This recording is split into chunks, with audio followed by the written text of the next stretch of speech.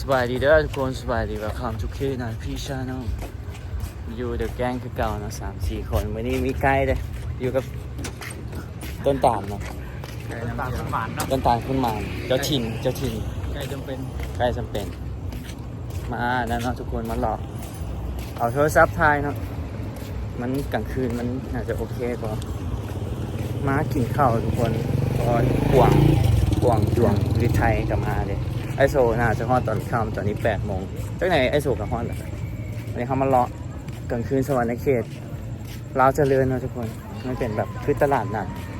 เราสิปีนกล้องให้ทุกคนเบิ่งเลย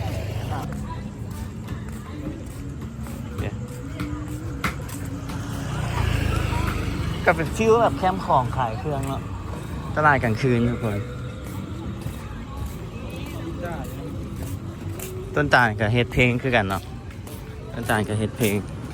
เป็นศิลปินอยู่สวรรค์เขตจะพาเที่ยวเมื่อวานนี่แบบฝนตกพวกเขามาแล้วเนาะทุกคนมันแบบมิดเลย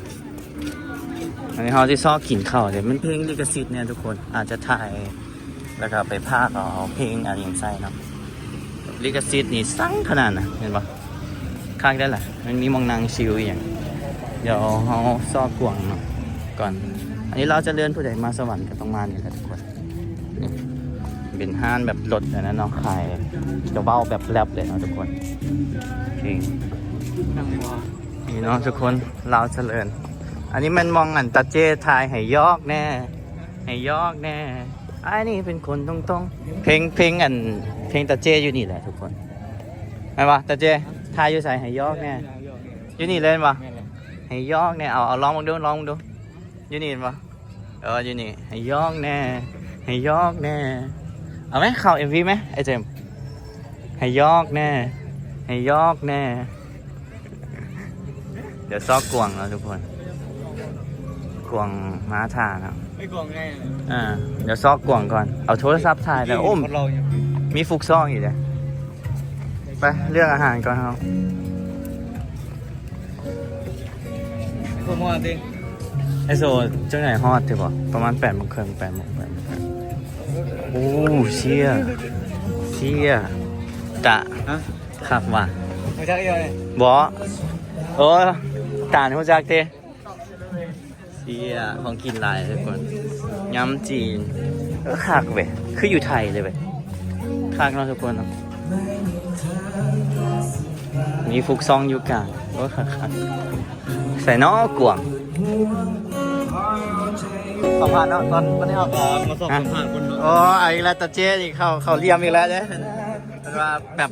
เขาจึงแบบพออายกล้องเลยไม่จะคักเลยทุกคนมันแบบมันคักดิชิวเด็ดในโต๊ะน้องทุกคนกบกับสั่งกินข้าวเหนียวไข่เจียวข้าวเหนียวไข่เจียวข้าวไข่เจียวเนาะ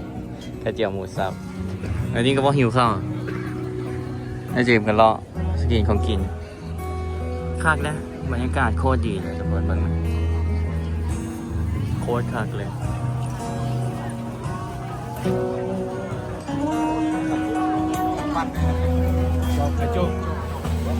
คักเมืองบรรยากาศวิวโคตรดีมีฟุกซองให้ฟังอีก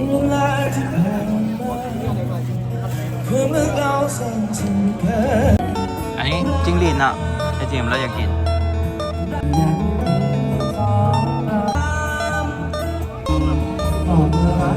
Try, bro. Ready? Yep. Yeah. Ding.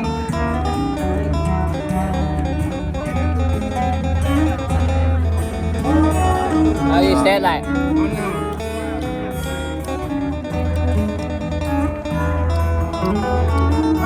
None, but what we had before, but I need more crispier. More crispy? More. I think this tastes better. Taste better than the bomb. The beer than sing off. กินนี่ก็คือมันจะเป็นกินก็อ๋อจิมก็แฮร์คัทเท่ว่ะเท่เลยไอ้จิมยูลูกคือเท่ว่ะสบายดี ตัดผมใหม่เบิ่ง can you spin หมุนเชี่ยเท่ว่ะเท่าไหร่ how much Woman I James rapper James โอ้ yeah apple how much 100 แสนหนึ่ง cent ตัดแล้วก็ซะ and shampoo แชมพู so มัน good deal how much money you Canada ราคาเท่าไหร่ Canada how much ไม่อย่าง ไป one ไปกัน cent ก็ได้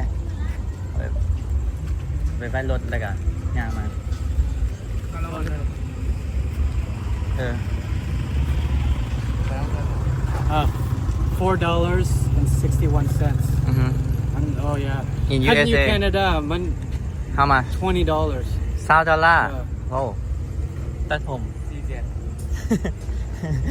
4 แสนตัดผมอยู่ แพงปะ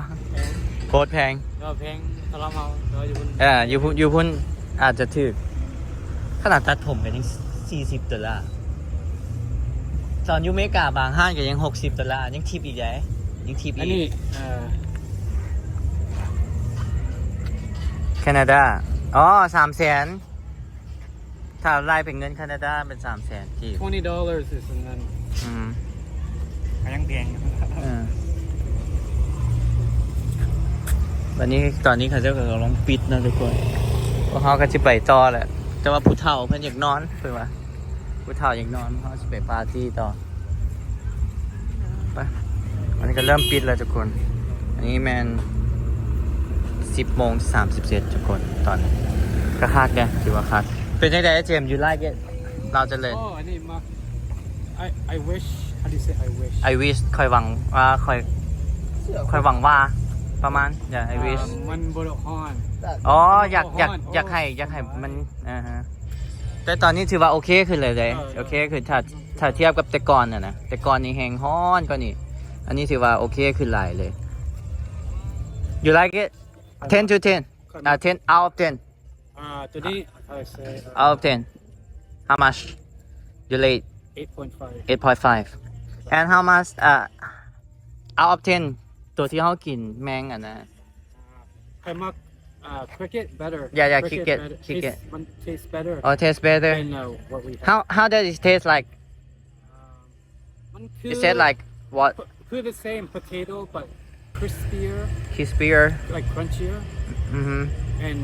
แปลเอานะทุกคน salty salty อ๋อมันเค็มแมนตัวนั้นมันเค็ม บ่แม่นเค็มหลายเค็มน้อย แต่ แซ่บ ตัวนั้นกับวอม you prefer which one วอมตัวที่เขากินอยู่สี่หอ บ่ฮู้ ตัวที่เขากินหนนะตัวเอาเขาให้ไอ้เจมส์กินแล้ว The ไอ้ first เจมส์ time, อย่า ค่อยบ่มักตัวนั้น you need this one better This one is better yeah โอเคตัวนี้ดีกว่าไอ้เจมส์ว่านะไปไปส่งไอ้เจมส์แล้วพวกเขาก็ชีไปต่อนะทุกคนไป let's go bro โอ้เท่ว่ะไอ้เจมส์เท่ดีเลยตัดผมเลยเท่ขึ้นแล้วคนพากันปาร์ตี้3 ไอ้น้องพาเที่ยวกับมานั่งกินอีอย่างอีกคิวก่อนอันตัวนี้เจ้าอันตัวนี้หลังจากมันบอกปิดคลิปเลยจะตัดเป็นวันใหม่เลยเนี่ย ว่าประตัดจะมาตัดแต่ว่าปิดคลิปเลยเด้อนะเจ้าเอาตัวอุ้ยจะมองเราอ่ะมึงดูตามึงมองโอ้มาสนใจยิ้มน้อยยิ้มใหญ่ผู้สาวเสร็จมาดิบ่จะเบิ่งจะมองอุ้ยยังอุ้ยโอ้เข้าใจแล้วสมพรมันอุ้งอุ้ย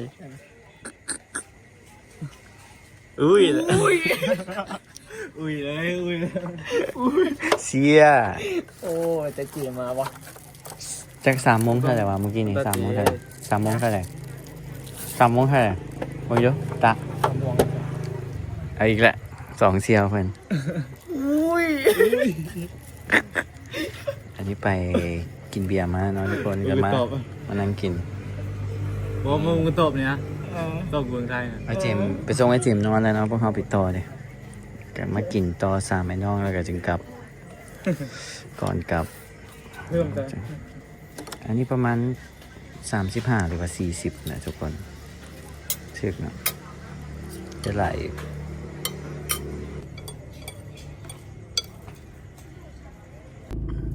คนกินอิ่มเลยห้านนี่ถือว่าเปิดแจ้งได้นี่ ทุกคนอยู่สวรรค์เขตเนาะห้านนี่ยังเฟิร์นน้ำตกออร์ดีห้านนี่มันเป็นตู้ถือว่าโอเคเนาะสะดวกละเมาหิวข้าวตอนเด็กก็มี แถววงเวียนอาเซียนอีกจักอย่างเนี่ยใช่ไหมน้องทุกคนตอนนี้ก็กลับห้องมาเลยถือว่ามวนอะไรกับเมื่อยน้องทุกคนเบาๆคลิปนี้บ่มีอย่างไรเป็นเราเจริญทุกคนเจอกันคลิปหน้าเลยทุกคนบ๊ายบาย